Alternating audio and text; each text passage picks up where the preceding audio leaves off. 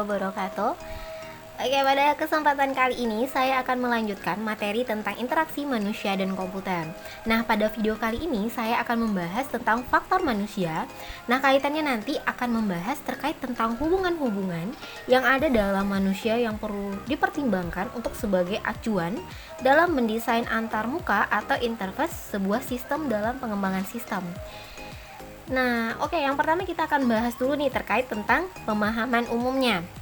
Oke, kita lanjut. Nah, untuk pemahaman umum, pertama di sini ada kaitannya dengan manusia. Nah, masih ingat nggak tentang sistem komputer?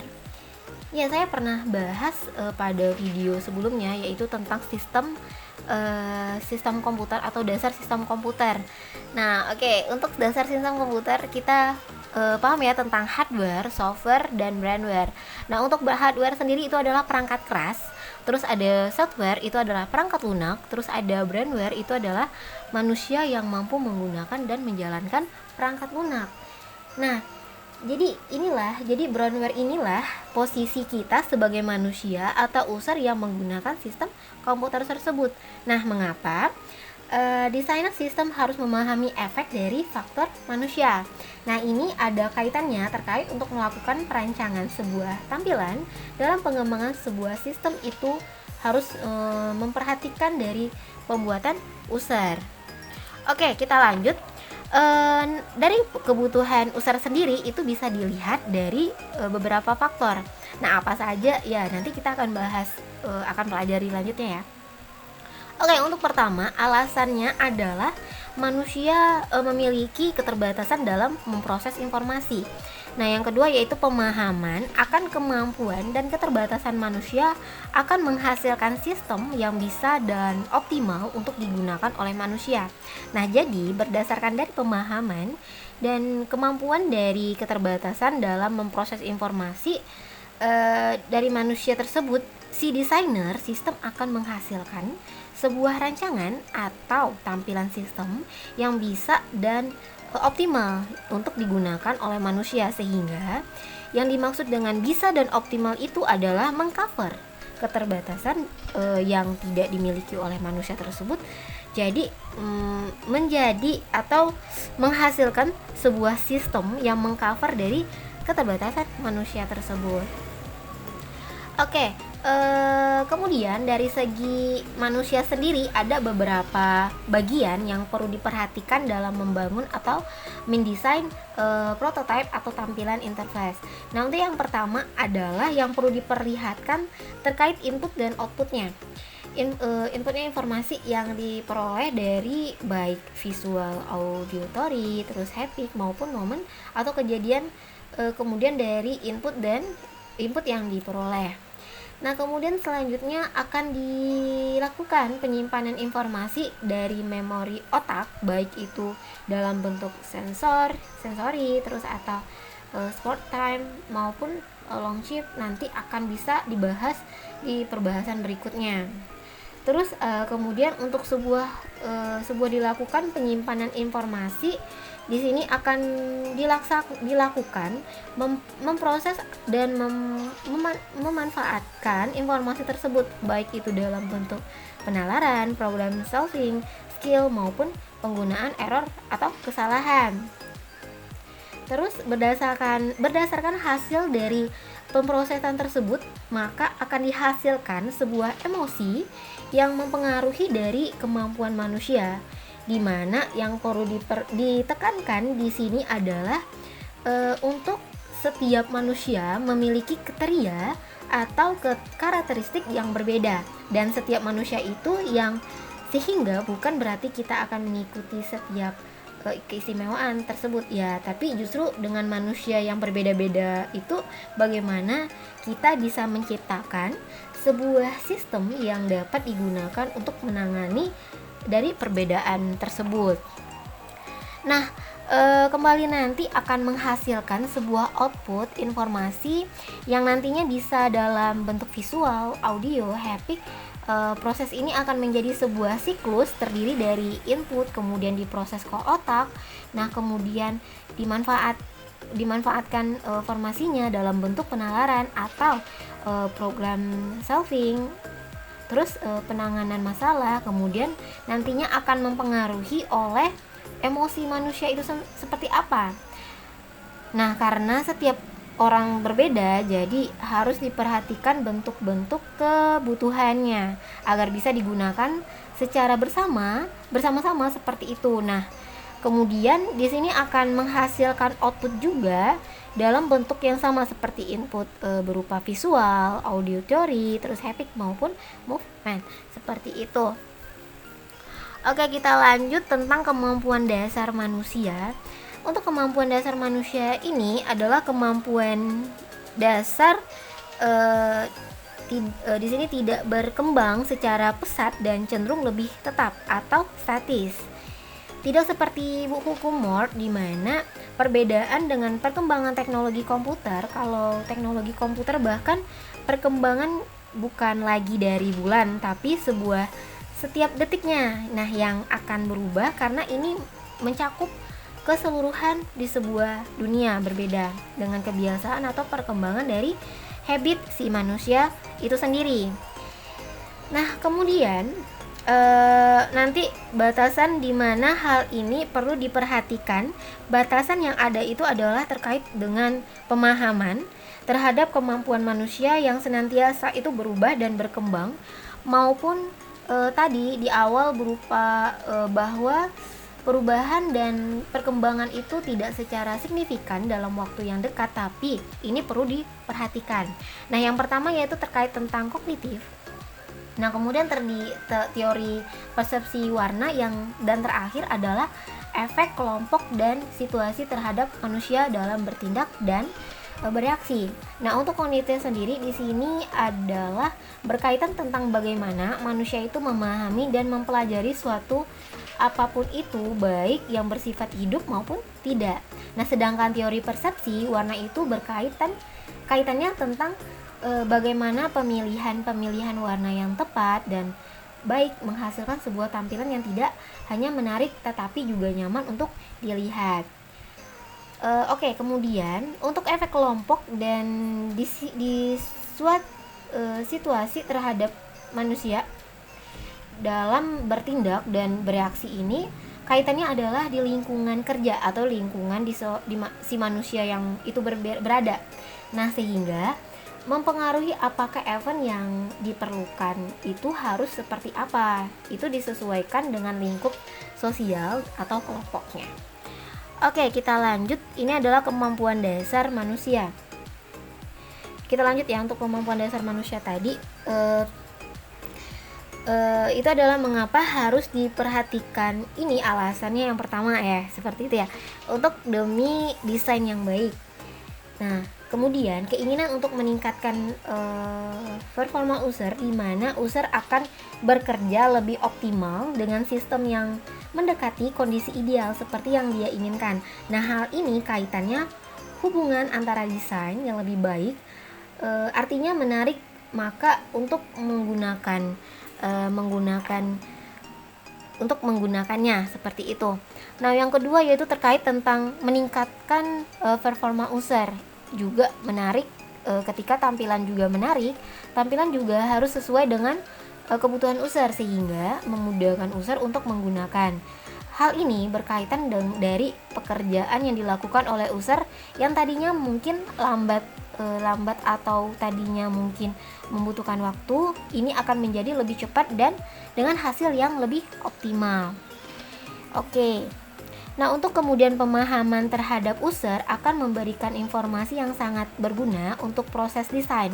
Nah, hal ini kaitannya dengan yang pertama yaitu panca indera.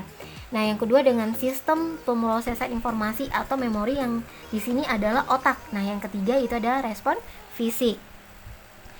Nah, untuk faktor manusia di dalam hubungan dengan interaksi manusia ini ada 5. Ya, ada 5. Yang pertama yaitu faktor penglihatan. Terus ada faktor pendengaran, terus ada faktor sentuhan, terus ada kemudian nanti dilengkapi dengan sistem pengulangan dan sistem pengendalian motorik terkait dengan faktor-faktor yang lain. Oke, dari beberapa faktor ini akan kita bahas yang pertama yaitu faktor penglihatan. Oke, untuk faktor penglihatan ini adalah faktor utama dari manusia dalam kaitannya dengan hubungan interaktif pada saat berkomunikasi dengan komputer adalah penglihatan. Nah, seperti itu. Nah, penglihatan ini tentu saja menggunakan organ mata yang berfungsi untuk menghasilkan persepsi. Oke, jadi kenapa penglihatan ini adalah faktor utama? Ya, karena adanya penglihatan ini, maka pengguna atau user akan mengetahui tentang gerakan mouse, misalnya ukuran tulisannya, bentuk jarak, bagaimana teksturnya, dan tentu saja warna yang kita gunakan di dalam perancangan user interface. Nah, yang perlu kita ketahui juga bahwa dalam dunia nyata memang mata ini digunakan untuk melihat semua yang 3 dimensi. Nah, sedangkan dalam komputer atau dalam layar itu menggunakan 2 dimensi. Nah, mata kita ini akan dipaksa untuk mengikuti objek yang kita lihat di layar komputer. Itu harus dipahami bahwa objek 3 dimensi seperti itu. Oke, kita lanjut tentang lumens kontrak. Nah, lumens ini adalah berkaitan dengan faktor penglihatan. Nah, ini ada beberapa hal yang perlu dibahas. Yang pertama itu adalah lumens adalah banyaknya cahaya yang dipantulkan oleh permukaan objek. Nah, semakin besar lumens dari sebuah objek, rincian objek yang dapat dilihat oleh mata juga akan semakin bertambah.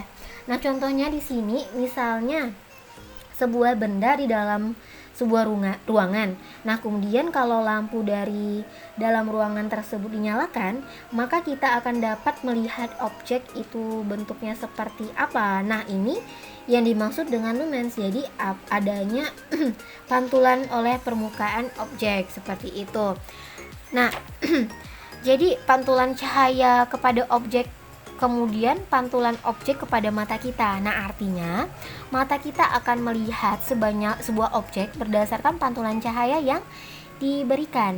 Nah, ini juga akan berkaitan dengan pantulan cahaya yang diberikan. Misalnya, di dalam ruangan tersebut ada sebuah kertas misalnya ya, warna putih.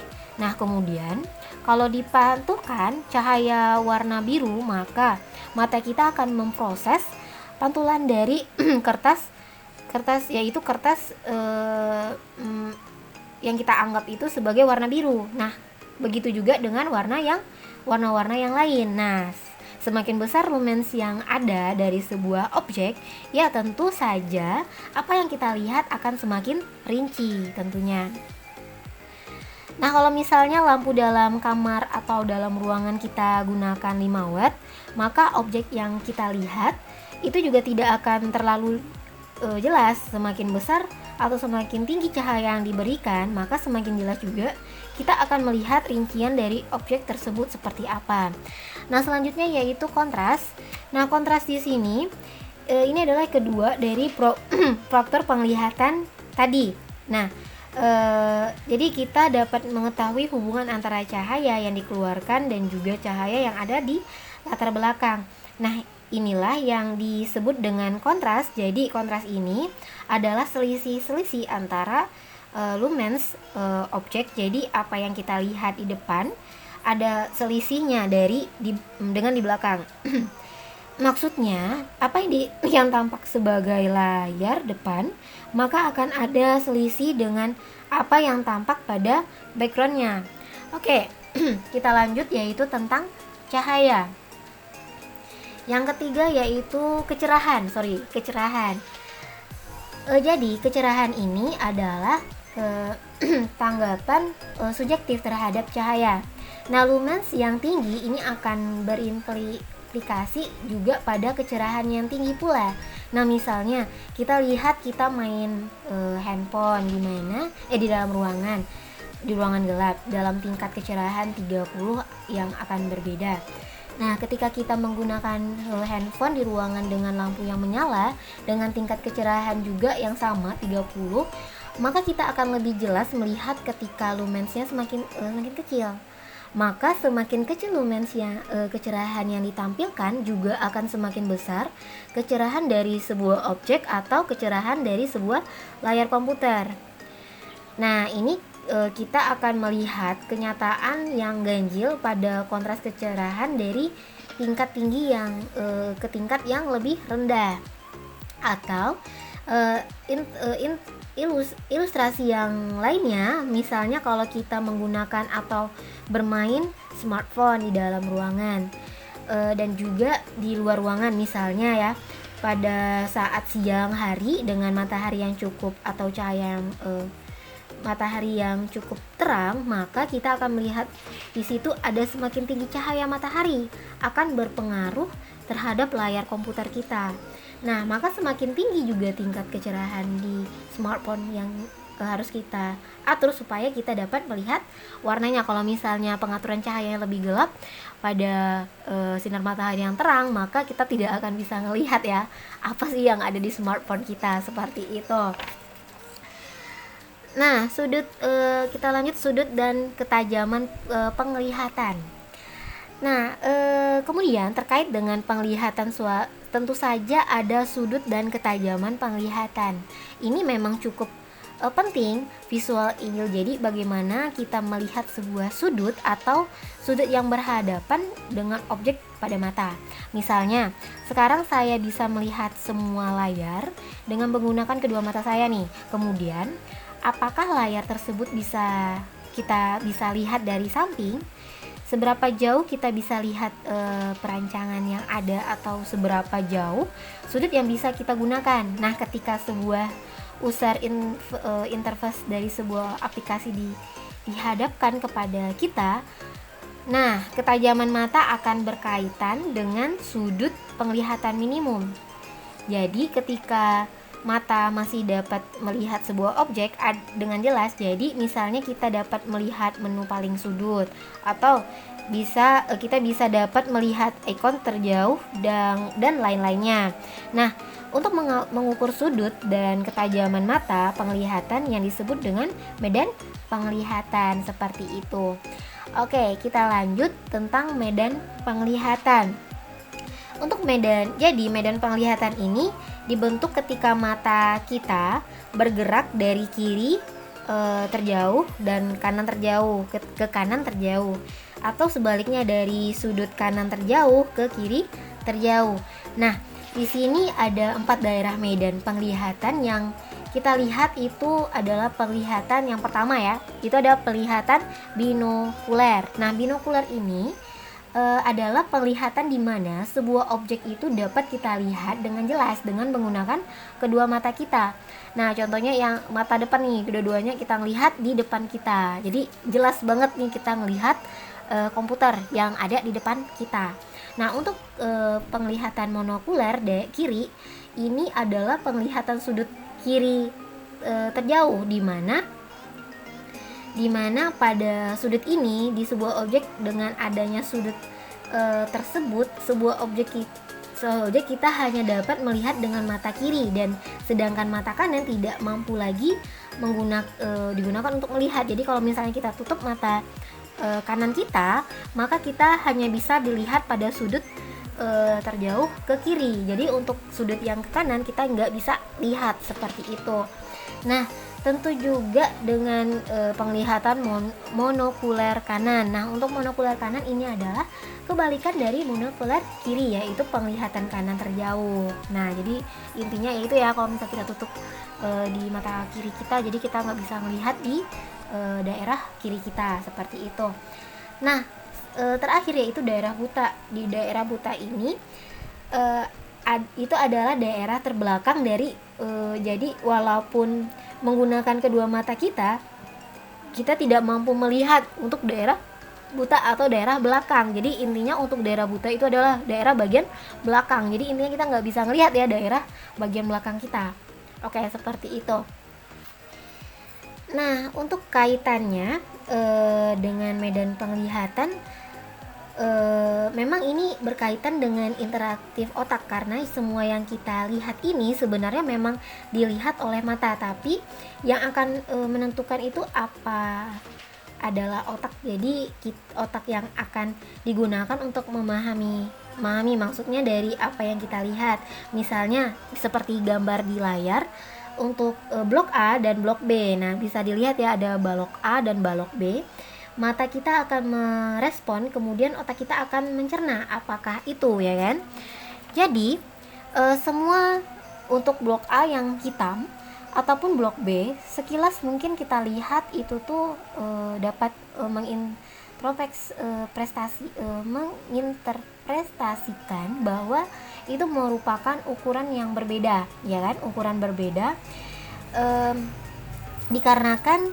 dikarenakan ada garis-garis lainnya, tetapi sebenarnya kita juga dapat mengetahui bahwa balok A dan balok B itu mempunyai ukuran yang sama seperti itu. Oke, kita lanjut tentang warna. Untuk warna yang tentu saja dengan penglihatan yang bisa kita gunakan ialah warna. Jadi warna itu kan adalah cahaya yang berbentuk dari corak, kemudian di intensitas atau kecerahan dan juga jumlah putih maupun warna. Nah, seperti itu. Selanjutnya yaitu aspek yang diperhatikan. Untuk aspek yang diperhatikan, beberapa aspek yang harus diperhatikan ini adalah hindari menggunakan warna tajam, karena semakin tajam warna ini akan menyebabkan mata menjadi sangat lelah. Artinya penggunaan tidak akan dapat menggunakan aplikasi tersebut dengan jangka waktu yang cukup panjang atau cukup lama, jadi hanya sebentar. Nah, kemudian hindari warna biru untuk teks garis tipis atau bentuk yang sangat kecil. Nah, terus ini sudah saya contohkan tadi ya. Misalnya kalau kertas itu kita kasih cahaya warna merah, maka kertas putih tersebut terlihat warna merah. Nah, begitu juga dengan komputer. Jadi kalau misalnya kita setting komputer kita atau laptop atau cahaya di dalam ruangan, itu juga harus memperhatikan warna atau cahaya yang akan digunakan, karena ini akan berkaitan atau mempengaruhi pada warna aplikasi yang ditampilkan seperti itu. Kita lanjut aspek perseptual atau persepsi. Nah, untuk kalau kita lihat dari segi warna, maka ada beberapa aspek yang perlu kita lihat. Yang pertama itu adalah aspek persepsi.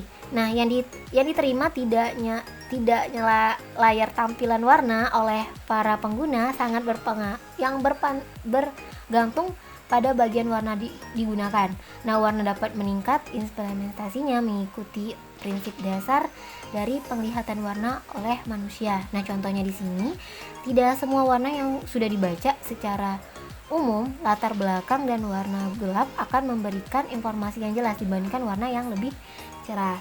Nah, selanjutnya yaitu aspek kognitif. Nah, aspek lainnya, jangan menggunakan warna yang berlebihan, karena menggunakan warna itu bertujuan menarik perhatian atau mengelompokkan informasi.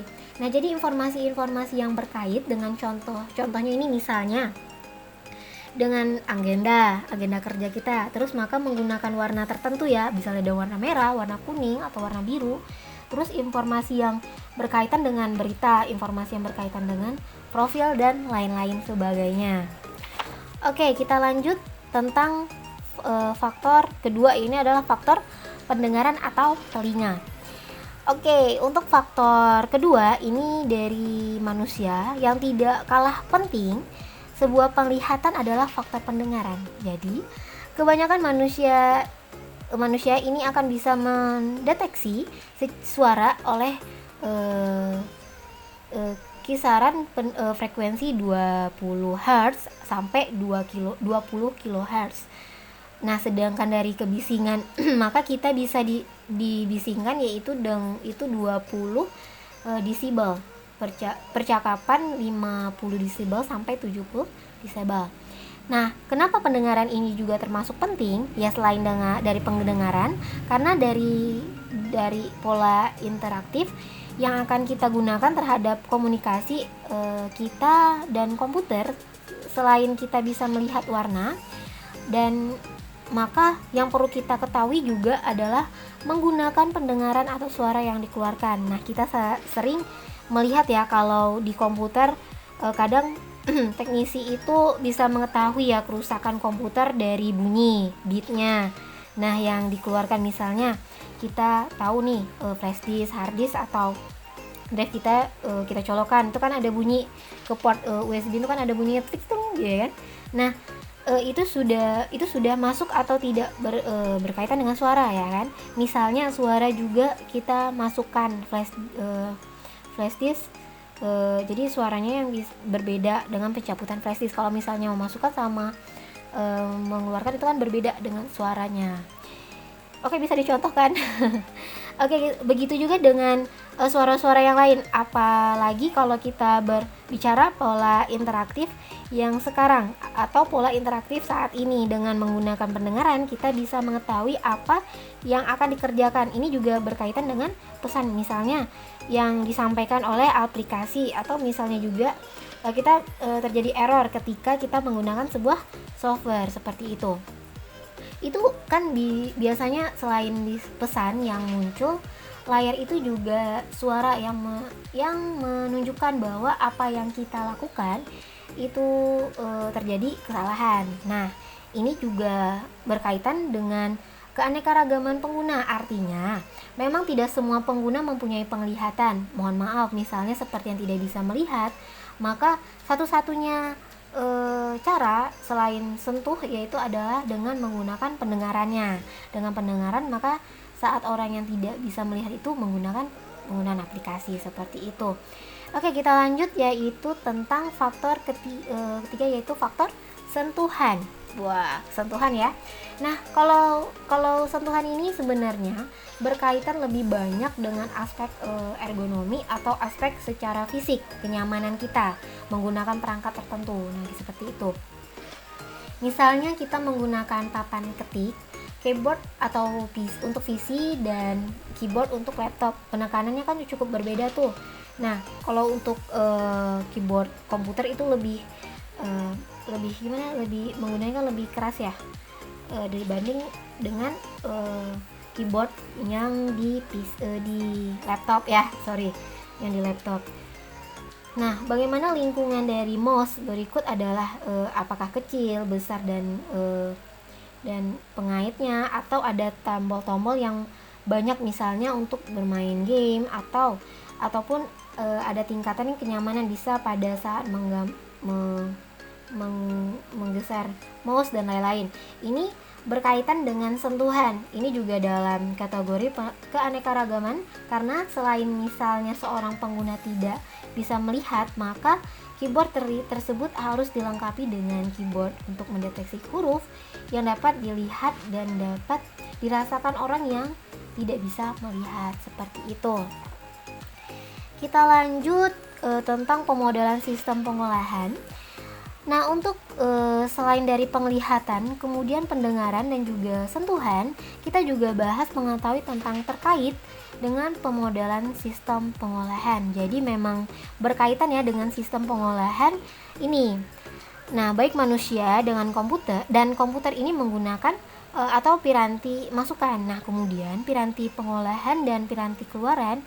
Jadi misalkan manusia melalui pemakaian piranti masukan seperti keyboard, terus ada mouse untuk memasukkan data, untuk memilih menu.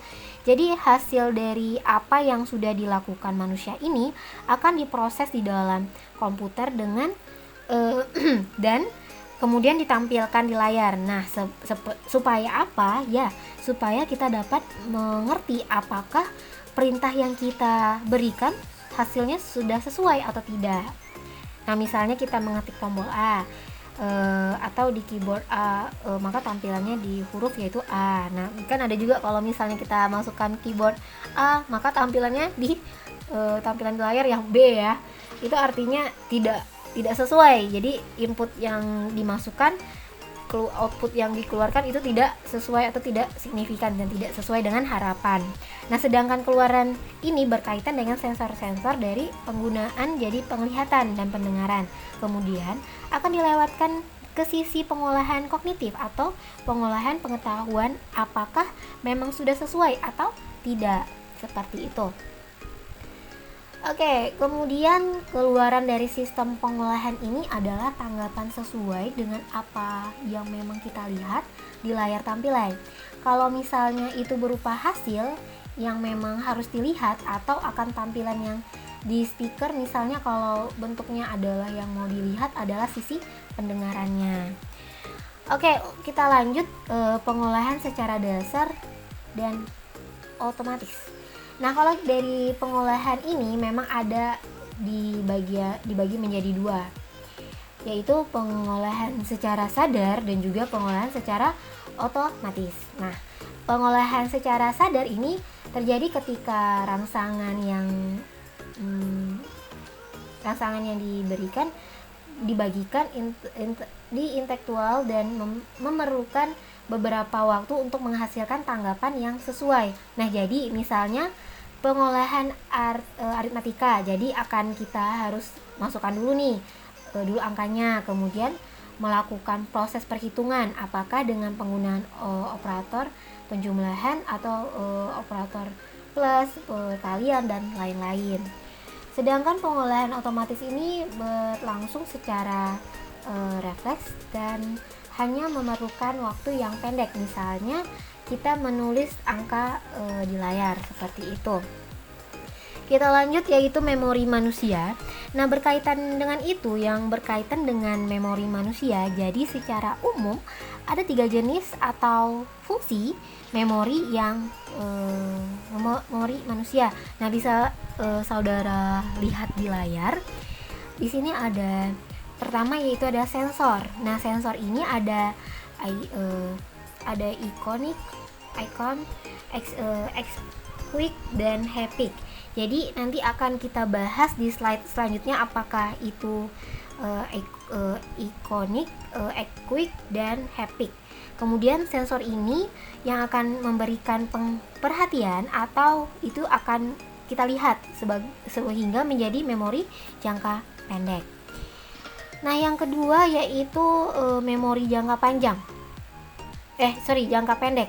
Kalau diulang secara terus-menerus akan menjadi memori jangka panjang. Jadi, berkaitan dengan memori manusia ini, sensor dulu. Nah, yang menerima apakah dia akan melihat icon, haptic, kemudian akan menimbulkan atau memori jangka pendek atau sementara. Tetapi, memori jangka pendek ini atau sebuah proses tersebut apakah akan diulang secara terus-menerus, ini akan menjadi memori yang dengan jangka panjang. Oke, kita lanjut tentang memori penyaring. Nah, memori penyaring jadi tadi ini sebagai tempat penyimpanan untuk menerima rangsangan dari indera yang tadi sudah kita bahas di slide sebelumnya. Ada 3 saluran nih penyaringan, yaitu iconic, terus ada quick dan haptic. Nah, yang pertama itu iconic. Ini adalah kaitannya dengan menerima rangsangan atau penglihatan atau secara visual. Nah, quick itu menerima rangsangan suara. Terus ada haptic itu merupakan rangsangan sentuhan. Nah, isi memori ini selalu diperbarui setiap kali ada rangsangan yang masuk. Jadi, kita misalkan dapat mengetahui perubahan letak jari tangan kita yang kita letakkan di depan mata kita. Misalnya ada tombol A, kita pindahkan ke tombol Q, dari tombol A dipindahkan ke tombol D, atau kita menggunakan tombol spasi misalnya. Nah, ini kita akan mengetahui perubahan letak jari yang digunakan di depan mata kita itu sendiri. Oke, kita lanjut, itu memori jangka pendek. Untuk memori jangka pendek, ini memori yang hanya bertindak sebagai penyimpan data sementara. Nah, jadi digunakan untuk menyimpan informasi yang dibutuhkan sesaat.